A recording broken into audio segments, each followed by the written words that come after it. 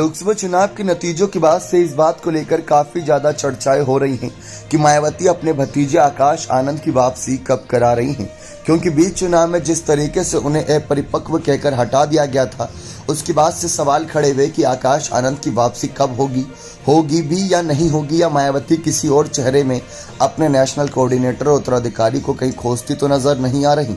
सवाल बहुत बड़ा है, लेकिन मायावती ने जिस तरीके से बातें रखी थी आकाश आनंद को पीछे करते वक्त, तब ऐसा लग रहा था कि आकाश की वापसी संभव है। लेकिन फिलहाल कब, इस बारे में काफी कुछ संभावनाएं हैं, काफी कुछ संकेत मिलते नजर आ रहे हैं।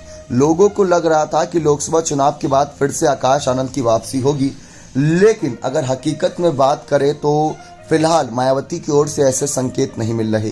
पार्टी सूत्रों का कहना है कि चुनाव बाद पार्टी के नेताओं से फीडबैक लिए तब कुछ लोगों ने बात कही कि आकाश को लोकसभा चुनाव के बीच में हटाने से नुकसान हुआ, उनको फिर से लाने की बात भी कुछ ने रखी, लेकिन मायावती की ओर से फिलहाल ऐसे संकेत नहीं मिले।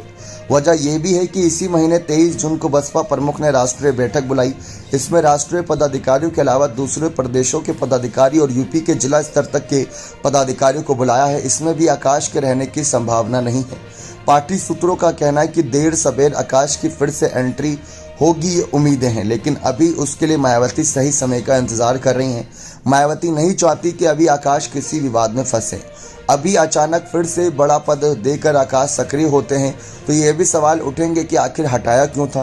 कुछ वक्त बीतने के बाद उनको सक्रिय किया जाएगा।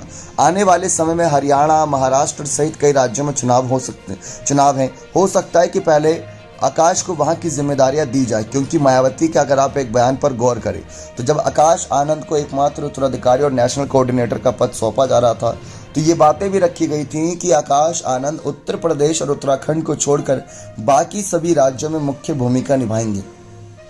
तो अब सही वक्त है, क्योंकि महाराष्ट्र में अगर हम देखें तो बसपा चुनावी मैदान में, हरियाणा और साथ ही साथ कुछ और राज्यों में चुनावी माहौल बनना है, तो उसके लिए आकाश को आगे करना अभी के लिए बेहतर रहेगा, ताकि उत्तर प्रदेश विधानसभा चुनाव से पहले अपने आप को वह पूरी तरीके से तैयार कर ले।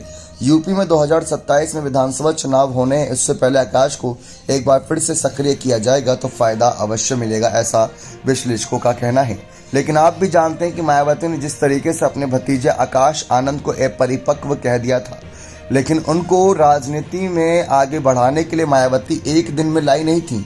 जैसा कि आपने भी देखा होगा कि पिछले साल ही ऐलान हुआ था कि वे मायावती के बसपा के एकमात्र उत्तराधिकारी बनना है, जबकि आकाश आनंद की एंट्री 2017 में ही हो गई थी। तब से ही वे पार्टी में सक्रिय थे, कुछ बैठकों में, मंच पर भी नजर आए थे। यहाँ तक कि 2019 के लोकसभा चुनाव में अगर आप सपा बसपा के गठबंधन की तस्वीरें देखेंगे, मायावती अखिलेश की तस्वीरें देखेंगे, तो वहीं आपको आकाश आनंद भी उसी मंच पर नजर आ जाएंगे। तो जो अपरिपक्व की बात कही गई वो शायद उनके बयानों, उनके भाषणों की वजह से की गई।